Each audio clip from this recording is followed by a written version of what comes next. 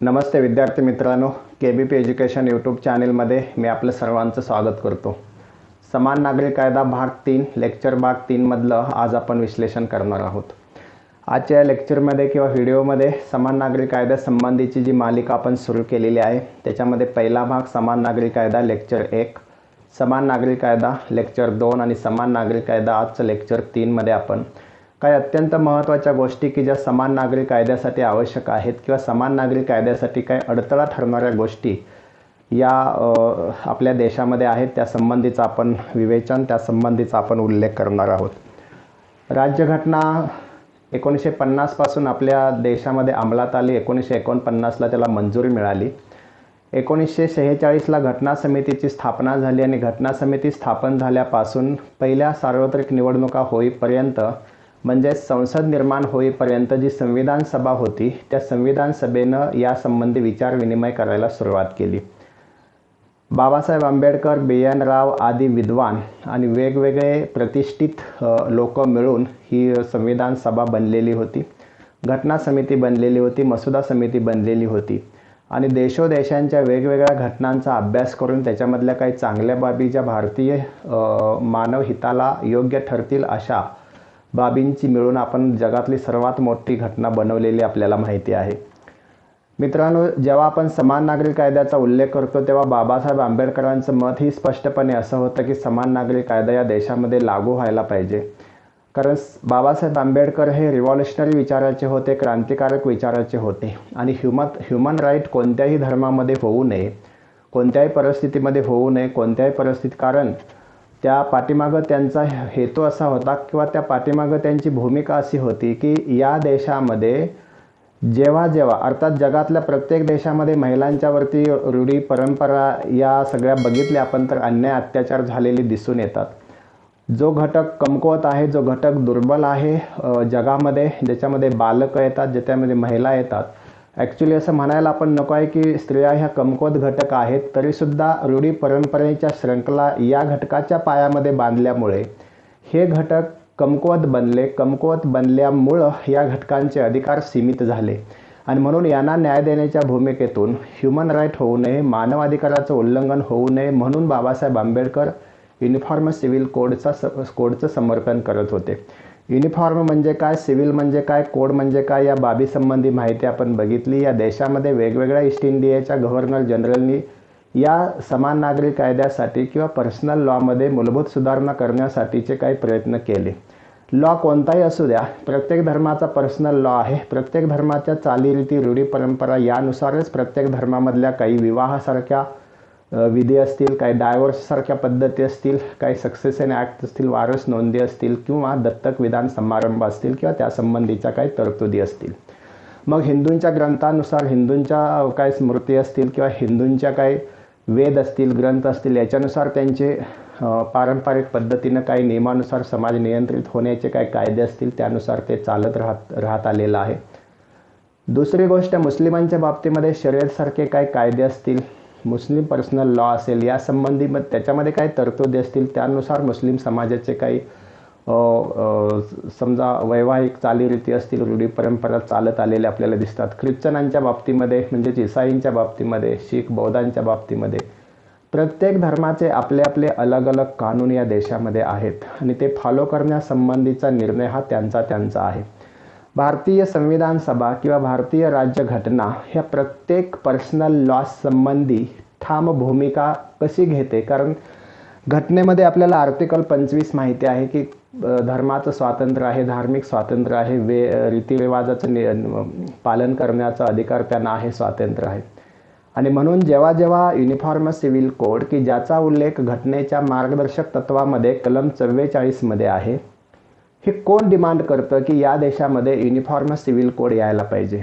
Uniform civil code आल्यानंतर नक्की काय बदल होईल, युनिफॉर्म सिव्हिल कोड नसल्यानंतर काय होतंय सध्या, तर सुप्रीम कोर्टाच्या न्यायाधीशांचे काही दाखले घ्यावे लागतील आपल्याला। न्यायाधीश कुलदीप सिंग असेल, न्यायाधीश चंद्रचूड असतील, यांनी या देशामध्ये कलम 44 मधील समान नागरिक कायद्यासंबंधी केंद्र सरकार काहीही करत नाही, त्यांनी काहीतरी करावं अशा संबंधीचं आदेश किंवा अशा संबंधीची भूमिका राय व्यक्त केलेली आपल्याला दिसून येते। आणि म्हणून ज्यावेळेला सुप्रीम कोर्टानंच असं सांगितलं की या देशामध्ये समान नागरिक कायदा यायला हवा, आणि म्हणून समान नागरिक कायदा का यायला हवा, समान नागरिक कायदा आल्यानंतर वंचित आणि अत्याचारित किंवा ज्याचं ह्युमन राईट्स व्हायोलेशन होतं आहे अशा घटकांना त्याचा काय फायदा होईल का, या संबंधीची माहिती आपल्याला थोडीशी घ्यावी लागेल. ॲक्च्युली भारतीय संस्कृती किंवा आज जर आपण कोणालाही विचारलं, कोणत्याही मजहब असणाऱ्या व्यक्तीला, मुल्ला मौलवींना विचारलं, हिंदू पंडितांना विचारलं, सिखांना विचारलं, ख्रिश्चनांना विचारलं, तर प्रत्येकाच्या तोंडी एक वाक्य हे असतं की भारतीय संविधानाचा मी सन्मान करतो. भारतीय संविधानानं कलम 25मध्ये धार्मिक आझादी दिलेली आहे, पण कलम 44मध्ये या देशामध्ये समान नागरिक कायदा व्हावा आणि त्यासाठी केंद्राने प्रयत्न करावेत, म्हणजे स्टेटने प्रयत्न करावेत असाही उल्लेख त्यांनी केलेला आहे. आणि मग ज्या वेळेला समान नागरिक कायदा नको, म्हणजे कलम 44 नको असं म्हणत असताना कलम 25चा उल्लेख करतं, कलम 25 पाहिजे असं म्हणत असताना समान नागरिक कायदा नको, अशा पद्धतीची थोडीशी वेगवेगळी विसंगत भूमिका मला माहिती नाही कशामुळं पण अनेक जण घेताना दिसतात. वास्तविक ते त्यांच्यासाठी अपरिहार्य आहे का नाही याच्या संबंधीचं थोडंसं विश्लेषण पण आपल्याला करावं लागेल. भारतीय संस्कृतीमध्ये आपल्याला युनिफॉर्म सिव्हिल कोड आणायचा असेल, एकूणच भारत नावाच्या देशामध्ये की ज्या देशामध्ये वेगवेगळे जाती धर्म संस्कृतीनुसार लोक राहतात, अगदी भूभाग बदलला, प्रदेश बदलला, अगदी आपल्याकडे म्हणतात 10 किलोमीटरवरती जग बदलतं, म्हणजे 10 किलोमीटरवरती भाषा चालीरीती रूढी परंपरा बदलतात. अशा ह्या, आणि आपण भारतासाठी असा एक शब्द वापर करतो की भारतीय संस्कृती ही जगातली एक सर्वोत्तम संस्कृती आहे. एखादा पुष्पगुच्छ असतोय आणि त्या पुष्पगुच्छामध्ये वेगवेगळी फुलं दिमाखात मिरवत असतात, वेगवेगळी फुलं त्याच्यामध्ये अगदी अतिशय सुंदर वेगवेगळ्या फुलांचं मिश्रण असलेला, वेगवेगळ्या रंगाच्या फुलांचं मिश्रण असलेला पुष्पगुच्छ जसा अतिशय सुंदर दिसत असतो, त्या पद्धतीनं संपूर्ण जगामध्ये भारत हा वेगवेगळ्या जाती धर्माचा, वेगवेगळ्या रूढी परंपराचा, चालीरीती असलेला, हा एक चालीरीती असलेल्या लोकांचा देश म्हणून जगामधला एक पुष्पगुच्छ म्हणूनच आपण मानतो. आणि खरोखर आहेही तसंच. अगदी जम्मू काश्मीरपासून केरळपर्यंत आणि इकडं गुजरातपासून आपण साधारणतः ईशान्येकडच्या राज्यापर्यंत पूर्वेकडे जर गेलो तर वेगवेगळ्या चालीरीती रूढी परंपरा, अतिशय सुंदर सुंदर असणाऱ्या सुद्धा काही भाषा, म्हणजे किती हजारो भाषा असतील देशामध्ये, या सर्वांच्या मध्ये ज्या वेळेला आपल्याला युनिफॉर्म सिव्हिल कोड आणायची गरज का भासते. मग आत्ता काय तोटा होतोय आपल्याकडे युनिफॉर्म सिव्हिल कोड नसल्यामुळे किंवा समान नागरिक कायदा नसल्यामुळे. दोन गोष्टी आहेत त्याच्यामध्ये महत्त्वाचं, प्रामुख्याने आपण लक्षात घ्यायला पाहिजे. युनिफॉर्म सिव्हिल कोड कुणाला का पाहिजे आणि युनिफॉर्म सिव्हिल कोड कुणाला का नको, या दोन गोष्टी संबंधी आपण थोडंसं बोलायला पाहिजे. युनिफॉर्म सिव्हिल कोड ज्यांना पाहिजे त्यांना हा संपूर्ण देश एका धाग्यामध्ये बांधायचा आहे. शाळेमध्ये जशी मुलं एका युनिफॉर्ममध्ये असतात, अशा वेळेला हा सगळ्यांच्यामध्ये उच्च नीचता नसते, समानता असते, कुणी गरीब कुणी श्रीमंत अशा पद्धतीचं चित्र ह्या युनिफॉर्ममध्ये दिसत नाही. आणि म्हणून कितीही मोठा असला, कितीही छोटा असला, कितीही उच्च कितीही कमी उच्च असला तरीसुद्धा त्यांच्यामध्ये एक सामाजिक एकता येते, वर्तणुकीमध्ये समानता येते. आणि म्हणून युनिफॉर्म सिव्हिल कोड ज्यांना आणायचं आहे त्यांना या देशाचं चित्र हे एकतेच्या बाबतीमध्ये बनवायचं आहे. जे हक्क मुस्लिम महिलांना मिळत नाहीत, जे हक्क हिंदू महिलांना मिळत नाहीत, ख्रिश्चन महिलांना मिळत नाहीत, शीख बौद्ध महिलांना मिळत नाहीत, ते हक्क या सर्व महिलांना मिळायला पाहिजेत. आणि म्हणून जे हक्क मुस्लिम महिलांना नाहीत पण हिंदू महिलांना आहेत, हिंदू महिलांना नाहीत पण ख्रिश्चन ईसाई महिलांना आहेत, म्हणून असं वेगवेगळ्या बाबतीमध्ये आपण सिव्हिल मॅटर्समध्ये, फॅमिली लॉमध्ये जेव्हा आपण बघतो, डिस्कशन करतो, त्यावेळेला अशी ही विसंगती आढळते. प्रत्येक धर्माचे पर्सनल लॉ आहेत, प्रत्येक धर्माचा आपापला कायदा आहे. हे सर्व असून सुद्धा 1772 नंतर वॉरेन हेस्टिंगनं जेव्हा 1773ला रेग्युलेटिंग ॲक्टनुसार सुप्रीम कोर्टाची स्थापना केली, त्यावेळेला हे सुप्रीम कोर्ट देशातल्या सर्व कायद्याचं पालन करते म्हणून निर्माण झालेलं आपल्याला दिसून येतं. आज हे क्रिमिनल लॉ जर बघितला आपण तर मुस्लिमांच्या शरीयतमध्ये जे कायदे आहेत ते कायदे आज आपल्या देशामध्ये अंमलात येत नाहीत. क्रिमिनल संबंधीचे फौजदारी कायदे तेही अंमलात आणतात संविधानाचे, तेही अंमलात आणतात IPC CRPC एव्हिडन्स ॲक्टनुसारच ते चालतं.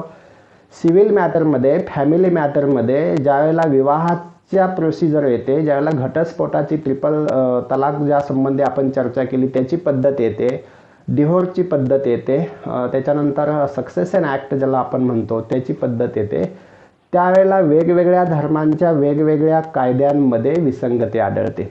आणि म्हणून कोणत्याही धर्मातील महिलांच्या वरती जर डिव्होर्सची पद्धती असेल, एक एक्झाम्पल घेतला आपण तर हिंदू धर्मामध्ये पूर्वीसुद्धा 4-4, 5-5, 6-6 बायकां पुरुषांना असण्याची पद्धत परंपरेनं होती. राजे महाराजे यांच्या तर कितीतरी बायका होत्या. मुस्लिम धर्मामध्ये सुद्धा वेगवेगळ्या पद्धतीनं 4 शादियापेक्षा जास्त सुद्धा होत होत्या. अनेक धर्मामध्ये असंही होत होतं. आता प्रश्न असा उभा राहिला की हिंदू धर्माच्या आतून एक रिफॉर्म्स मूव्हमेंट सुरू झाली. त्याच्यामध्ये सतीची चाल बंद झाली, जी कुविख्यात होती. सतीची चाल बंद झाली, बालहत्या प्रतिबंध बंद झालं. आता 4-4 म्हणजे वेगवेगळ्या एकापेक्षा जास्त लग्न करायच्या पद्धती हळूहळू कमी होत आल्या. म्हणजे हिंदू धर्मामध्ये तसंच साधारण मुस्लिम धर्मामध्ये सुद्धा काही बाबतीमध्ये हे शक्य झालं, पण म्हणावं एवढं शक्य झालेलं दिसत नाही. आणि म्हणून युनिफॉर्म सिव्हिल कोड संबंधीचा गैरसमज मुस्लिम धर्मियांनी काढून टाकायला पाहिजे की ते फक्त पॉलिगॅमी संबंधी आहे किंवा 4 शादी संबंधी आहे, असं काही नाही. त्याच्यामध्ये ज्या ज्या धर्मामध्ये ह्युमन राईट्स व्हायलेशन होतं महिलांच्या बाबतीमध्ये, बालकांच्या बाबतीमध्ये, ज्या धर्माच्या पर्सनल लॉमध्ये, मग तो हिंदू धर्म असेल, ख्रिश्चन असेल, ईसाई वगैरे असतील, शीख बौद्ध असेल, वीरशैव लिंगायत वगैरे सगळे असतील, मुस्लिम असतील, त्या धर्माने आपापले धर्म सुधारायला पाहिजेत. म्हणजे काय, थोडंसं आधुनिक कालखंडामध्ये आपण जगत असताना जेंडर इक्वॅलिटी तर पाहिजे. जेंडर इक्वॅलिटी, लिंग भेदभाव नसायला पाहिजे, महिलांना समान लेखायला पाहिजे, महिलांच्यावरती अन्याय अत्याचार व्हायला नकोत. याची काळजी जर प्रत्येक धर्मानं हिंदुस्थानमध्ये घेतली तर समान नागरिक कायदा करण्याची काहीही आवश्यकता राहणार नाही. आणि म्हणून ज्या पद्धतीनं देशामध्ये राजकारण झालं, धर्माच्या बाबतीमध्ये राजकारणामध्ये त्याचा वापर केला जातो, केस सायरा बानोची असेल किंवा शाह बानोची असेल, त्याच्यानंतर सरला मुदगलची असेल किंवा शबाना हासमीची केस असेल, ह्या सगळ्या केसेसमध्ये कुठंतरी सुप्रीम कोर्टाला हस्तक्षेप करावा लागला. आणि म्हणून असे चित्र निर्माण झालं याच्यामध्ये की मुस्लिम धर्मांच्यामध्ये आता ज्या वेळेला मुस्लिम महिलांनी आंदोलन केलं ट्रिपल तलाकच्या विरोधामध्ये, तेव्हाही देशामध्ये असंच वातावरण झालेलं होतं की मुस्लिम धर्माच्यामध्ये महिलांना संपत्तीमध्ये वाटा नाही, महिलांच्यावरती विवाहाच्या बाबतीमध्ये, तलाकच्या बाबतीमध्ये अन्याय अत्याचार होतो. आणि खरं म्हणजे मुस्लिम धर्मामध्ये अशा काही चालीरीती हलालासारख्या आहेत, त्याच्या विरोधामध्ये महिलांनी आंदोलन सुरू केलेलं आहे. त्यासंबंधीच्या तक्रारीची जनहित याचिकेची दखल घेऊन सुप्रीम कोर्टानं ट्रिपल तलाकचा मुद्दा असेल किंवा समान नागरिक कायद्याचा मुद्दा असेल, यासंबंधीचा आग्रह किंवा निर्देश तसे केंद्र शासनाला दिलेले आहेत. आपल्याला हेही माहिती आहे की ज्या वेळेला प्रत्येक धर्मानं आपल्यामध्ये, समजा मुस्लिम धर्मानं त्यांच्यामधल्या काही रूढी परंपरांना छेद द्यायला हवा, हलालासारख्या पद्धती बंद करायला पाहिजेत, मोबाईलवरून असेल, फेसबुकवरून असेल, तोंडी तलाकमध्ये काहीतरी दुरुस्ती करायला पाहिजे. हे करत असताना हिंदू धर्मामध्ये सुद्धा अलीकडच्या कालावधीमध्ये ज्या काही त्रुटी असतील ह्युमन राईट व्हायोलेशनच्या बाबतीमध्ये किंवा महिलांच्या बाबतीमध्ये डिस्क्रिमिनेशन असेल, भेदभाव असेल, तो सुद्धा त्यांनी बंद करायला हवा, त्यांनी त्याच्यामध्ये सुधारणा करायला हव्यात. ईसाई धर्मामध्ये, शीख धर्मामध्ये सुद्धा काही त्रुटी असतील तर त्यांनी बाजूला काढायला पाहिजेत. आणि त्यांच्या पर्सनल लॉमध्ये त्यांनी जर सुधारणा केली तर सुप्रीम कोर्टाला ह्युमन व्हायोलेशन महिलांच्या बाबतीमध्ये होत आहे म्हणून सांगायचे, निर्देश द्यायची काही गरज उरणार नाही. जेव्हा तुम्हीच स्वतः सुधारत असाल, तुमच्या धर्मामध्ये सुधारणा करत असाल, तुमच्याच धर्मामधल्या एका घटकावरती अन्याय करत नसाल तर सुप्रीम कोर्टाला त्याच्यामध्ये दखल द्यायची काही गरज नाही. पण जर अन्याय होत असेल तिथं सुप्रीम कोर्टाच्या निर्देशानं संसदेनं समान नागरिक कायदा या देशामध्ये आणायचा असेल तर मात्र ॲक्शन घ्यावी लागेल.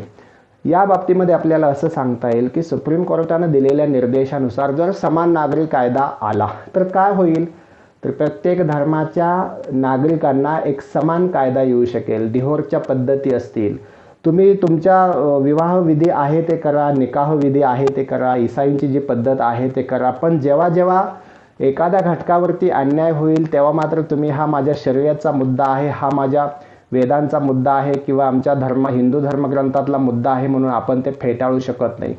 ख्रिश्चनांनी, शिखांनी, बौद्धांनी आमच्या धर्मग्रंथानुसार आम्ही चालतो असं म्हणून तिथं चालणार नाही. ज्याप्रमाणे आज क्रिमिनल केसेसमध्ये आपण IPC, CRPC, एव्हिडन्स ॲक्ट वापरतो, त्याच पद्धतीनं सिव्हिल मॅटरमध्ये सुद्धा आपापल्या धर्माचे काही विधी मान्य करून सुद्धा जर आपण एखाद्या घटकावरती अन्याय करत असू तर ते बंद व्हायला पाहिजे. त्यासाठी समान नागरी कायदा आणला तरी चालेल, त्याचं स्वागतच आपल्या देशामध्ये करायला पाहिजे. दुसरी गोष्ट, ज्यावेळेला समान नागरी कायदा या देशामध्ये आणायचा असेल त्यावेळेला सर्व धर्म परिषद बोलावून, आता कसं आहे की प्रत्येक हिंदू धर्माचा ठेका काय हिंदू धर्म पंडितांनी घेतलेला आहे असं नाही. हिंदू धर्मामध्ये अनेक सोशल रिफॉर्मर्स आहेत, अनेक आपापले मुद्दे मांडू शकतात. मुस्लिम लॉ बोर्ड म्हणजे काय, मुस्लिम लॉ बोर्डला आजही अनेक मुस्लिम मानत नाहीत. महिलांना तर मुस्लिम बोर्ड आहे की नाही हेही पता नाही. शरीयतचे कायदे असतील ते अंमलात आणायचा अधिकार नक्की कुणाला आहे, मुफ्ती, काजी ह्या काय पद्धती आहेत आपण औरंगजेबाच्या आलमगिरी फतवा याच्यामध्ये पाहिलेला आहे.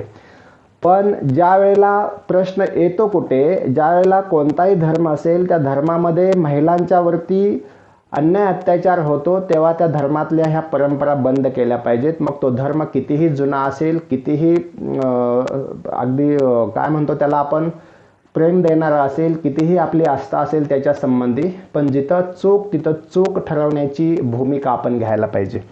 आणि म्हणून ज्या वेळेला आपण पर्सनल लॉमध्ये जर दुरुस्ती करत नसू, पर्सनल लॉमध्ये जर आपण थोडं सुधारणा आणत नसू तर आपल्याला समान नागरी कायदा स्वीकारावा लागेल. आणि हा स्वीकारावा यासाठी सेंट्रल गव्हर्नमेंटनं संसदेमध्ये कायदा करावा लागेल त्या अगोदर. आणि म्हणून त्या अगोदर सर्व संमती लोकांची आजमावली पाहिजे, जनमत घेतलं पाहिजे. एवढे मोठे इलेक्शन्स या देशामध्ये होतात, जन्मतानं होतात, जन्मतानं सरकार बनतं, बहुमतानं सरकार बनतं. आणि म्हणून ज्यावेळेला न्यायाधीशांनी दिलेले निर्देश जर पाळायचे असतील संसदेला तर सर्व धर्म परिषद बोलावून त्यांचं मत घेऊन काय काय सुधारणा करता येतील. आणि समान नागरी कायदा आणल्यानंतरचं चित्र कसं असेल, समान नागरी कायदा आणण्या अगोदर प्रत्येकानं प्रत्येक धर्माच्या पर्सनल लॉमध्ये ज्या अन्यायकारक रूढी परंपरा कायदे आहेत ते बदलण्याची संधी त्या समाजाला दिली पाहिजे. त्या अगोदर प्रत्येक धर्मातल्या महिलांचा विचार करायला पाहिजे, महिलांची मतं लक्षात घ्यायला पाहिजेत. आणि ही सर्व मतं लक्षात घेतल्यानंतर महिला ज्याच्यावरती खरोखरच अन्याय होतो, पर्सनल लॉ असेल, मुस्लिमांचा, हिंदूंचा, इसाईंचा असेल, त्यामध्ये कोणत्या घटकावरती अन्याय होतो म्हणून आपण समान नागरी कायदा आणायला निघालेलो आहोत. आणि म्हणून त्या अगोदर त्या अन्याय अत्याचारित घटकाशी आपल्याला डिस्कशन करावं लागेल, त्यांची डिमांड घ्यावी लागेल, त्यांच्या काय मागण्या आहेत त्या बघाव्या लागतील. आणि मग याच्यामध्ये आपल्याला संसदेमध्ये हा समान नागरी कायदा आणून एकमत बनवावं लागेल. मी सुरुवातीला सांगितलं की भारत हा एक अनेक फुलांचा, अनेक कलरफुल असणाऱ्या फुलांचा पुष्पगुच्छ आहे. हे याचं सर्व धर्म समभावाचं किंवा त्याला आपण धर्मनिरपेक्षतेचं किंवा इंटिग्रिटी, डायव्हर्सिटी हे स्वरूप सांभाळून सुद्धा आपल्याला समान नागरी कायदा या देशामध्ये अंमलात आणता येईल. पण समान नागरी कायद्यासंबंधीचे गैरसमज वेगवेगळे आहेत ते दूर करावे लागतील. अगदी हिंदू कोड बिल ज्यावेळेला संसदेमध्ये मांडलेलं होतं आंबेडकरांनी, त्यावेळेला हिंदू कोड बिलाला सुद्धा ज्यावेळेला हिंदू महिलांना संपत्तीमध्ये वाटा द्यायचा प्रश्न पुढे आला हिंदू कोड बिला अंतर्गत, तेव्हा अगदी मी म्हणवणाऱ्या अनेक वरिष्ठ नेत्यांनी सुद्धा आंबेडकरांनी मांडलेल्या हिंदू कोड बिलाला विरोध केलेला होता, नाराजी दर्शवलेली होती.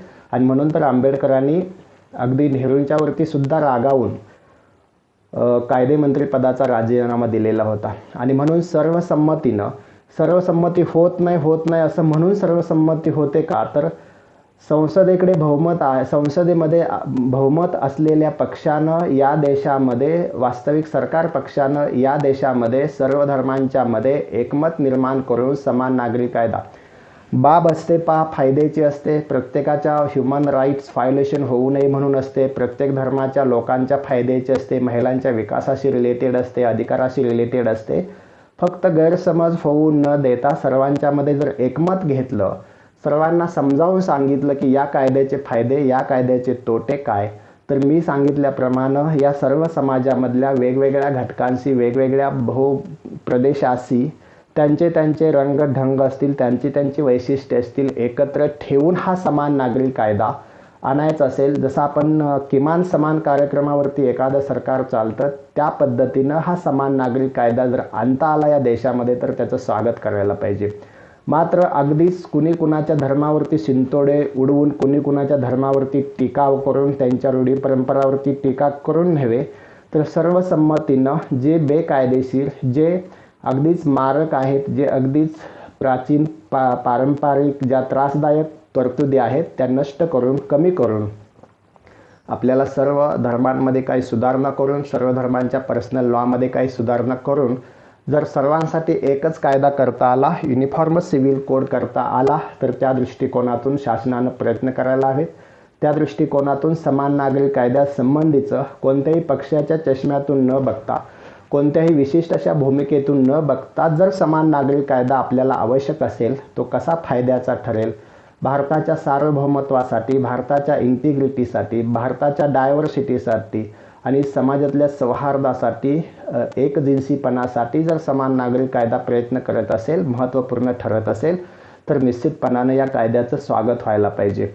आणि म्हणून प्रत्येक धर्माला बांधील असलेला, प्रत्येक धर्मातील महिलांना सन्मान देणारा हा कायदा असेल तर त्याचं स्वागत व्हायला पाहिजे. आणि असं असेल तर कोणताही धर्म याला विरोध करू शकणार नाही, अशा पद्धतीची याची रूपरेखा असेल. मात्र राजकारणासाठी जर याचा एक हत्यार म्हणून वापर करायचं जर कोणत्या पक्षानं ठरवलेलं असेल, तर मात्र निश्चितपणानं भारतासारख्या अतिशय प्राचीन गौरव, सर्वधर्म समभाव, सर्वधर्म सौहार्द यासारखी परिस्थिती असलेल्या देशामध्ये धार्मिक विष कालवण्यापेक्षा लोकांच्या समोर समान नागरिक कायद्याची वस्तुस्थिती मांडून त्यांचा पाठिंबा घेणं, महिलांचा पाठिंबा घेणं, याद्वारेच आपण समान नागरिक कायद्याची अंमलबजावणी करू शकतो, एवढं मात्र निश्चित. मित्रांनो, मला वाटतं तुमच्या लक्षात आलं असेल बऱ्यापैकी. तर समान नागरिक कायद्यासंबंधीची आपण अशीच थोडी माहिती घेत चालूया. जय हिंद, नमस्ते, थँक्यू.